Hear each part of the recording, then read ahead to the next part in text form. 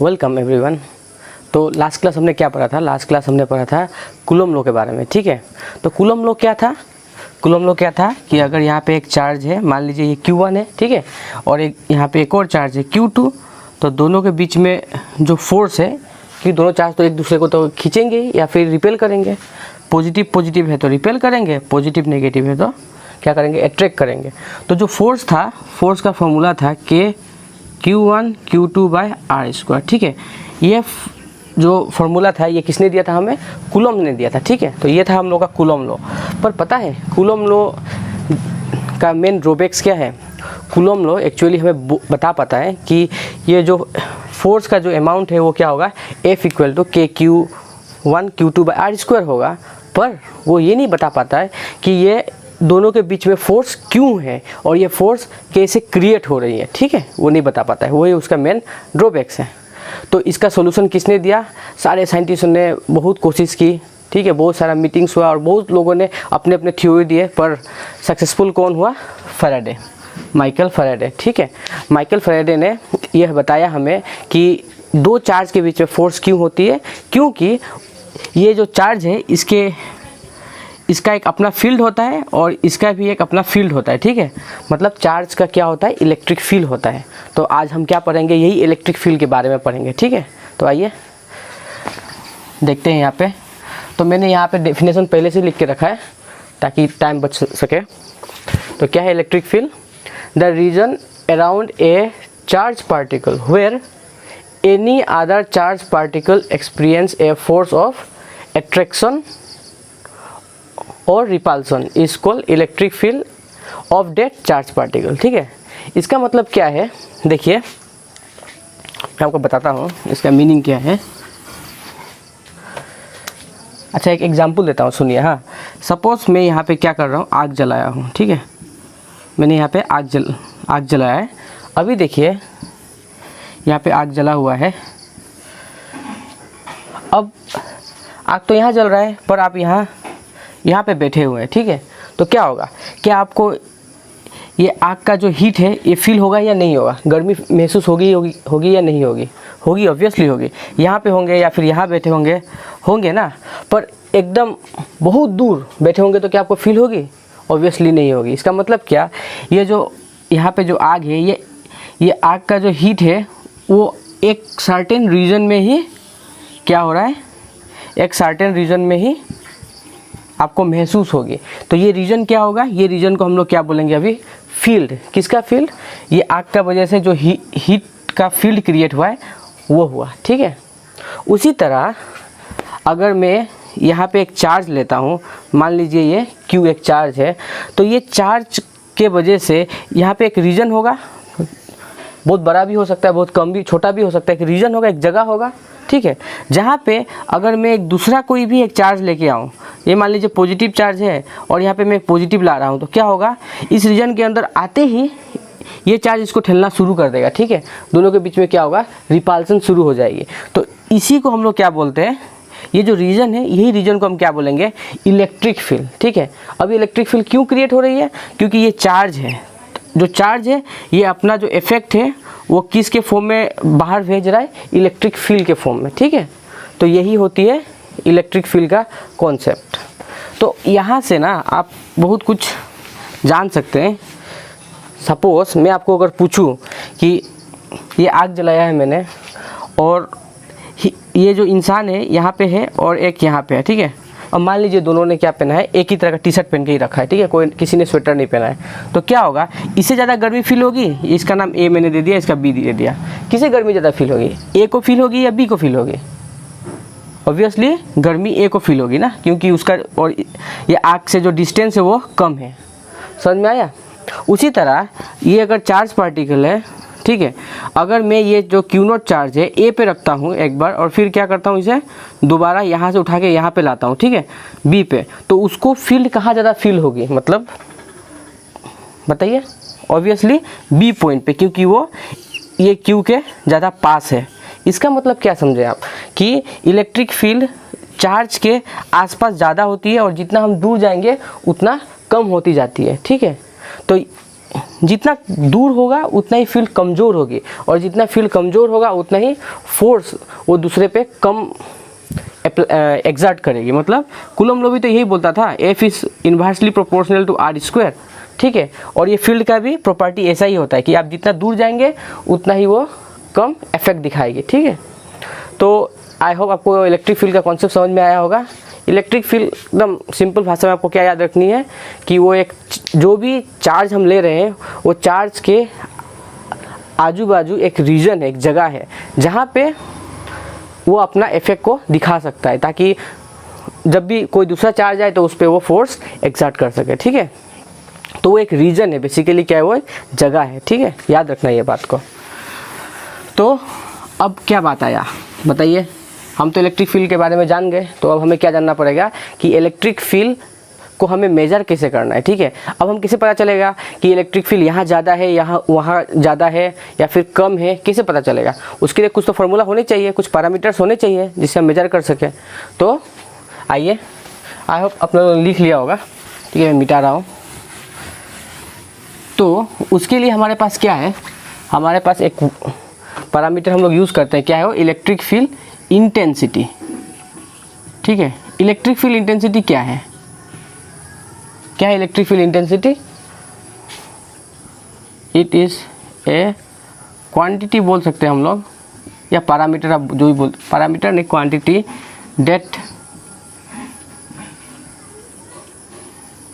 that tells us about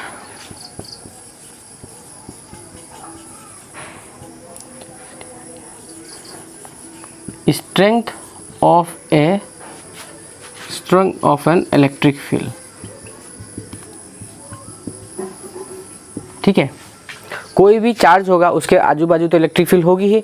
अब वो electric field कितना स्ट्रॉन्ग है उसको बताने के लिए हमें क्या जानना पड़ेगा, उस इलेक्ट्रिक फील्ड का इलेक्ट्रिक फील्ड इंटेंसिटी, ठीक है। तो इसका डेफिनेशन कैसा होगा देख लीजिए, डेफिनेशन में यहाँ दे रहा हूँ आपको, ये डेफिनेशन नहीं है तो मीनिंग है, मैंने बस सिंपल भाषा में लिख दिया आपको। डेफिनेशन क्या है इसका, ठीक है। इलेक्ट्रिक फील्ड इंटेंसिटी की डेफिनेशन क्या है, electric field intensity at a point is defined as the force experience by a unit positive charge place at that point, ठीक है।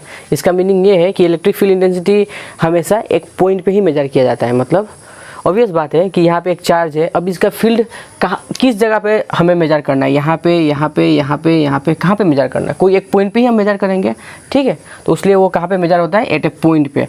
अगर इस पॉइंट यहाँ पे आते हैं तो यहाँ पे क्या होगा, इलेक्ट्रिक फील्ड ज़्यादा होगा, यहाँ पे कम होगा, है कि नहीं। ऑब्वियसली मैंने बताया था आपको कि चार्ज के जितने पास आएंगे हम, इलेक्ट्रिक फील्ड ज़्यादा होती है।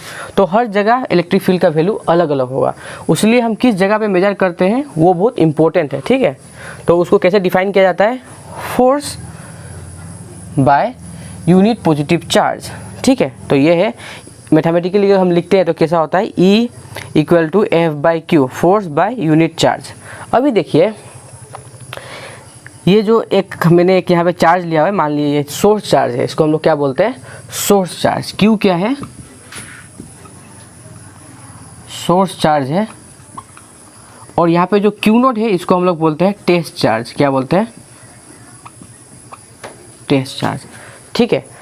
तो ये Q को सोर्स चार्ज इसलिए कहा जाता है क्योंकि अभी हमें Q का इलेक्ट्रिक फील्ड को कैलकुलेट करना है, ठीक है। क्योंकि ये जो इलेक्ट्रिक फील्ड यहाँ पे मेनली जो इलेक्ट्रिक फील्ड है ये किसका है, Q के वजह से। और जो Q0 है उसे हमने लिया है यूनिट पॉजिटिव। देखिए यूनिट मतलब अगर 1 कूलम में हिसाब कर रहे हैं तो वो 1, अगर कूलम में हिसाब करें तो 1 कूलम होगा, अगर ये भी माइक्रो कूलम और ये भी माइक्रो कूलम में, अगर दोनों ये क्या होगा, 1 माइक्रो कूलम होगा, यूनिट पे होगा। जो भी यूनिट लेंगे आप 1 होना चाहिए, ठीक है। तो इसका जो फील्ड है ये बहुत कम है, बहुत वीक है, पर इसका जो है ये क्या है, बहुत ज़्यादा स्ट्रॉन्ग है। क्योंकि इसका फील्ड हमें कैलकुलेट करना है इसलिए हमने इसे स्ट्रॉन्ग लिया है, और इसे बहुत क्या है, कमज़ोर वाला फील्ड वाला चार्ज हमने लिया है, ताकि क्या हो, इसका इफेक्ट जो है वो हमें सही से पता चले, ना कि इसके वजह से इसका जो फील्ड का स्ट्रेंथ है वो हमें कुछ मिस इंटरप्रिटेशन हो जाए, ठीक है। तो इसलिए हमने इसका क्या लिया है, जो फील्ड है वो बहुत कम है और इसका क्या है, ज़्यादा है। तो जब ये चार्ज हम इसे यहाँ से जब लेके आते रहेंगे तो एक समय आएगा जहाँ पे इसे फोर्स एक्सपीरियंस होना शुरू हो जाएगा, ठीक है। तो हम जिस जगह में कैलकुलेट करना चाहते हैं ये चार्ज को वहाँ लेके रख देंगे। सपोज यहाँ पे कैलकुलेट करते हैं, ये पॉइंट P है, यहाँ पे कैलकुलेट करना चाहते हैं। यहाँ पे हमने टेस्ट चार्ज ला लिया, तो उसके बाद में हमने क्या किया ये फील्ड जो है इसको फोर्स एक्सर्ट करेगा, तो वो फोर्स का वैल्यू क्या होगा K Q not by R square. और ये जो वेक्टर यूनिट वेक्टर है वो किस डायरेक्शन में, इस डायरेक्शन में, ठीक है। क्योंकि फोर्स का डायरेक्शन किधर है, ये चार्ज जो है इसको उस तरफ पुश कर रहा है कि नहीं, रिपेल कर रहा है। तो हम क्या करेंगे, यहाँ पे ये जो डायरेक्शन क्या है, इसका charge from capital Q to small q naught तक है, ठीक है। तो ये फोर्स तो कहाँ से मिल गया आपको, कूलम लॉ से मिल गया, जो ये K Q1 Q2 bye R square. अभी यहाँ पे ये Q1 है और ये Q2 है, ठीक है। उसके बाद में ये जो Q नोट है इसको मैंने यहाँ पे 1 बाई Q नोट लिखा है। अभी ये Q नोट और ये Q नोट कैंसिल हो जाएगी, तो क्या बचा हमें E equal to K Q R square into unit vector of R, ठीक है। तो ये जो R है ये हमें क्या बोलेगी कि ये E की डायरेक्शन किस तरफ है, E की डायरेक्शन ऑब्वियसली किधर है, इस तरफ है, ठीक है। क्योंकि पॉजिटिव चार्ज है तो रेडियली आउटवर्ड होती है, तो ये इलेक्ट्रिक फील्ड का डायरेक्शन है। और इस केस में फोर्स का डायरेक्शन भी इधर ही है, इलेक्ट्रिक फील्ड का डायरेक्शन भी इधर है, ठीक है। तो ये दोनों ही, ये R ही क्या करेगा, इलेक्ट्रिक फील्ड का डायरेक्शन को रिप्रेजेंट कर देगा किस तरफ है। तो अभी आपको समझ में आ गया होगा कि जब भी हम लोग को इलेक्ट्रिक फील्ड मेजर करना है तो हमें क्या करना पड़ेगा, एक सोर्स चार्ज लेना पड़ेगा, ठीक है। और फिर एक क्या करना पड़ेगा, टेस्ट चार्ज लेना पड़ेगा। अब ये सोर्स चार्ज का इलेक्ट्रिक फील्ड मेजर करना है तो ये जो टेस्ट चार्ज है ये यूनिट चार्ज होना चाहिए, ताकि इसका इफेक्ट सही से पता चले, इसका फील्ड का स्ट्रेंथ सही से पता चले। तो इसे जब हम कोई भी पॉइंट पे रख देंगे उसके बाद में कैलकुलेट करना होगा तो हम ये फॉर्मूला को यूज़ कर सकते हैं, ठीक है। यहाँ पे जो ये है Q है, ये Q क्या है, याद रखिए ये क्या है, सोर्स चार्ज है, ठीक है। ये सोर्स चार्ज है, सोर्स चार्ज मतलब जिसको अब हम कैलकुलेट करना चाहते हैं। और R क्या है, R क्या है, R है डिस्टेंस, क्या है, डिस्टेंस बिटवीन किसके किसके का डिस्टेंस है, ये distance between source charge and test charge, ठीक है। तो आई होप आपको समझ में आया होगा कि इलेक्ट्रिक फील्ड इंटेंसिटी क्या है। इलेक्ट्रिक फील्ड इंटेंसिटी सिंपल भाषा में जो फील्ड हम जिसका मेजर कर रहे हैं, ठीक है, वो फील्ड की, वो जो चार्ज है, चार्ज का वजह से जो फील्ड है वो फील्ड का स्ट्रेंथ कितना है, मतलब वो कितना मजबूत है ऐसे बोल सकते हैं हम, ठीक है, कितना स्ट्रॉन्ग है, उसके लिए हम क्या करते हैं, इलेक्ट्रिक फील्ड इंटेंसिटी मेजर करते हैं। तो पहले हम लोग इलेक्ट्रिक फील्ड इंटेंसिटी का यूनिट और डायमेंशन देख लेते हैं, उसके बाद में हम क्या पढ़ेंगे, इलेक्ट्रिक फील्ड लाइंस का प्रॉपर्टी, ठीक है। तो पहले प्रॉपर्टी पढ़ लेते हैं, फिर बाद में यूनिट और डायमेंशन को पढ़ेंगे, ठीक है। तो इसको मिटाते हैं पहले।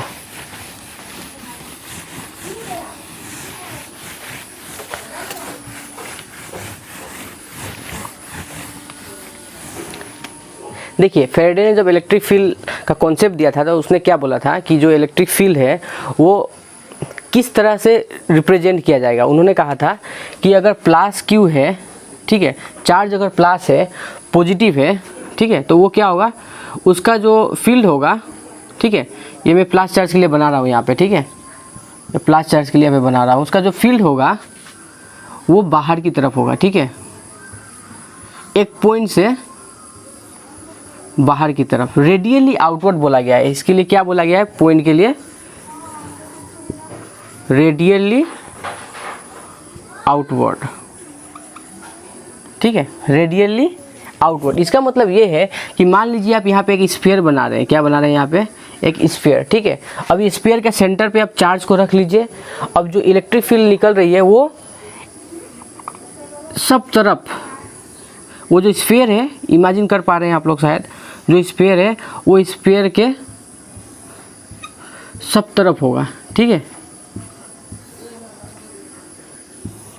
जो स्फीयर है वो स्फीयर के सब तरफ होगा और क्या होगा, एग्जैक्ट होगा, ठीक है, उसको बोलते हैं सिमेट्रिक। ऐसा नहीं है कि इस तरफ ज़्यादा फील्ड लाइंस होगी इस तरफ कम होगी, ऐसे नहीं, सब तरफ इक्वल होगा, ठीक है। और माइनस चार्ज, माइनस क्यू के लिए, मतलब अगर चार्ज नेगेटिव है तो उन्होंने क्या बोला था कि ये जो फील्ड है, ऑब्वियसली आप स्फीयर ले लीजिए, और जो फील्ड है वो रेडियल तो होगी ही नेचर में, ठीक है। सिमेट्रिक भी होगी, सिमेट्रिक मतलब लेफ्ट साइड जितनी है राइट साइड भी उतनी होगी, ऊपर जितनी है उधर, मतलब हर तरफ सेम होगा, ठीक है। लेकिन हाँ अभी यहाँ पे क्या था, वो इनवर्ड था, वो फील्ड का डायरेक्शन कैसा था, इनवर्ड, ठीक है।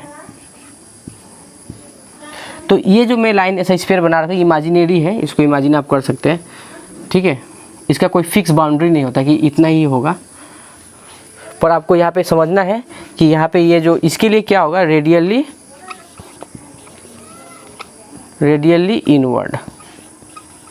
अच्छा ये रेडियली इनवर्ड ये दोनों क्या है एक्चुअली, फील्ड, ठीक है। यहीं पे लिख देता हूँ इलेक्ट्रिक फील्ड लाइंस, ठीक है। Electric field lines positive charge के लिए क्या होगा, रेडियली आउटवर्ड, और नेगेटिव चार्ज के लिए क्या होगा, रेडियली इनवर्ड। ये था कॉन्सेप्ट, ठीक है। तो ऑब्वियसली देखिए अगर यहाँ पे एक मैं पॉजिटिव चार्ज लाता हूँ और यहाँ पे एक नेगेटिव चार्ज लाता हूँ, दोनों पास पास लाता हूँ, तो क्या होगा, ये फील्ड एक दूसरे को इजीली अट्रैक्ट कर सकते हैं। ये दोनों का डायरेक्शन जो है देखिए सेम हो रहा है, ये आ रहा है इधर, ऐसे आप इमेजिन कर सकते हैं कि ये आके इसमें ही घुस गया ना, तो ये स्ट्रॉन्ग क्या होगा, अट्रैक्शन होगा इससे। लेकिन अगर मैं यहाँ पे दो पॉजिटिव लाता हूँ, ठीक है,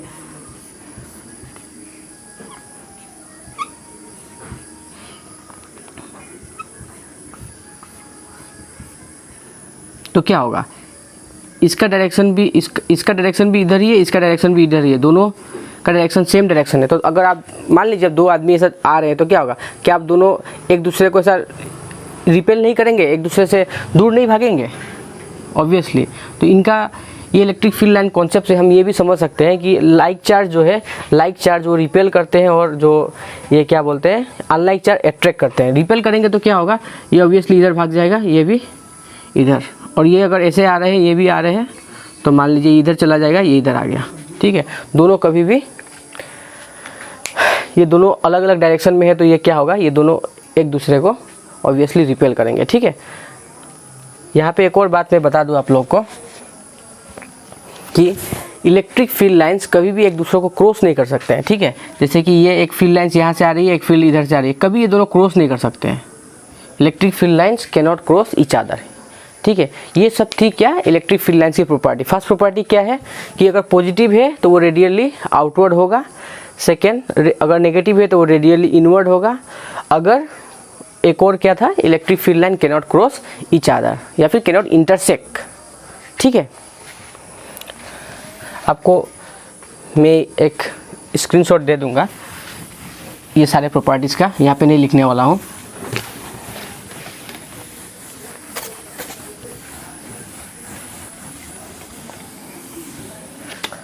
तो आइए अभी हम क्या करते हैं, इलेक्ट्रिक फील्ड इंटेंसिटी का या फिर इलेक्ट्रिक फील्ड का यूनिट और डायमेंशन, ठीक है। तो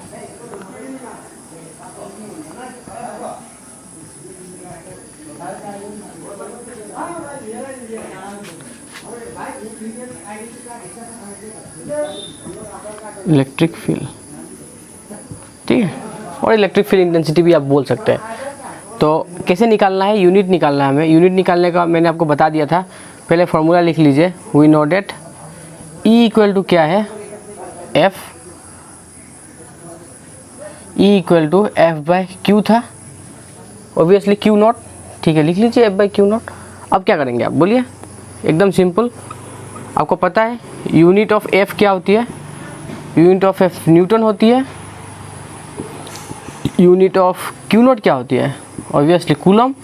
तो देयरफॉर यूनिट ऑफ ई क्या हो जाएगी, ऊपर इसका वजह से ऊपर आएगा न्यूटन, और इसके वजह से क्या आएगा नीचे कूलम, ठीक है। तो क्या हो जाएगी, न्यूटन कूलम इनवर्स, सही है। अब हमें अगर डायमेंशन निकालनी है तो क्या होगा, देखिए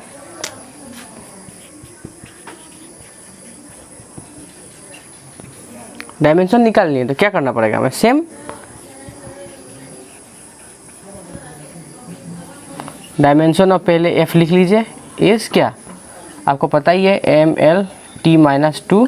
ऑब्वियसली डायमेंशन ऑफ सी क्या होती है, क्यू नोट क्या होती है, सॉरी क्यू नोट होती है 80।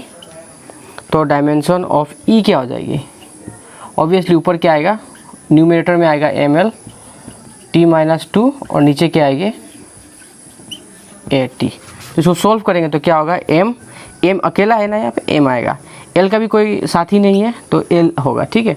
फिर t का ऊपर पावर कितना है -2 और नीचे में 1 था, तो आपको पता ही ये formula a⁴n divide by a⁴m क्या होता है, a n-m। तो ऑब्वियसली फार्मूला से माइनस आ गया और यहाँ पे 1, ठीक है, इसका पावर 1 था। अब a का भी तो कोई साथी नहीं है तो a ऊपर -1 हो जाएगा, ये भी आपको पता है, अगर ये ऊपर जाएगा तो -1 होता है, इतना तो आपको आता ही होगा। ml t-3 a-1, ठीक है। ये हो गया आपका यूनिट और डायमेंशन इलेक्ट्रिक फील्ड का। तो ठीक है, आप एक बार लिख लीजिए।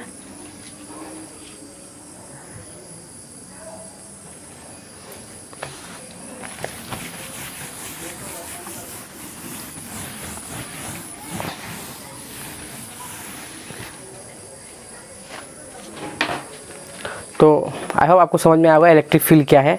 इलेक्ट्रिक फील्ड एकदम सिंपल सा कॉन्सेप्ट है, फील्ड ही एक सिंपल सा कॉन्सेप्ट है कि अगर आप सपोज क्या करते हैं, कोई भी एक चार्ज पार्टिकल लेते हैं, उसके आजू बाजू वाला एरिया क्या होगा, बोलिए क्या होगा, वो उस चार्ज का फील्ड होगा, ठीक है। और फील्ड को कैसे रिप्रेजेंट करते हैं हम लोग, इलेक्ट्रिक फील्ड लाइन से रिप्रेजेंट करते हैं। इलेक्ट्रिक फील्ड लाइन की प्रॉपर्टी क्या है कि अगर एक पॉजिटिव चार्ज है तो वो रेडियली आउटवर्ड, देखिए रेडियली वर्ड बहुत इंपॉर्टेंट है, रेडियली आउटवर्ड होगा और सिमेट्रिक होगा चारों ओर, ठीक है। और अगर नेगेटिव है तो रेडियली इनवर्ड होगा। उसके बाद में कोई भी दो फील्ड लाइंस कभी भी क्रॉस नहीं कर सकती, ये गलत बात है, कभी क्रॉस नहीं कर सकती है, कभी इंटरसेक्ट नहीं होगी, ठीक है। और उसके बाद में हमने पढ़ा था कि इलेक्ट्रिक फील्ड लाइन का जो स्ट्रेंथ है उसको जानने के लिए हमें क्या करना है, ऑब्वियसली क्या करना पड़ेगा, बोलिए। इलेक्ट्रिक फील्ड लाइन जानने के लिए हमें उसका स्ट्रेंथ जानने के लिए एक फार्मूला है, E = kq/r²। ये फार्मूला था, हमने लास्ट में निकाला था kq/r², ठीक है। ये मैग्नीट्यूड फॉर्म है, वेक्टर फॉर्म में, अगर वेक्टर फॉर्म में लिखना चाहते हैं तो kq/r, ठीक है। तो ये जो Q है ये एक्चुअली सोर्स चार्ज के लिए, ठीक है, जिसके लिए हम इलेक्ट्रिक फील्ड निकालना है उसका है, ना कि टेस्ट चार्ज। ये वैल्यू जिसमें किसका पुट करना पड़ेगा आपको, सोर्स चार्ज का। और R क्या होगा, डिस्टेंस बिटवीन सोर्स चार्ज और टेस्ट चार्ज, ठीक है। एक इम्पोर्टेंट बात यहाँ पे ये है कि जब भी हम इलेक्ट्रिक फील्ड निकालते हैं तो उससे हमें फ़ायदा क्या होता है, देखिए हमें ये फ़ायदा होता है कि हमें ये पता चल जाता है कि वो जो चार्ज है, वो जो भी अगर एक्सटर्नल चार्ज आ रहा है तो उसको कितना, उस पर कितना वो फोर्स एग्जर्ट करने वाला है, ठीक है। इससे हमें ये पता चल जाती है, मतलब फोर्स का कारण आपको पता ही चल गया होगा क्या है, फोर्स का कारण क्या है, इलेक्ट्रिक फील्ड है। अगर इलेक्ट्रिक फील्ड हमें पता चल जाएगी तो हमें पता भी ये भी चल जाएगा कि फोर्स कितना स्ट्रॉन्ग होगा या फिर कितना वीक होगा, ठीक है। तो मिलते हैं नेक्स्ट लेक्चर में, थैंक यू।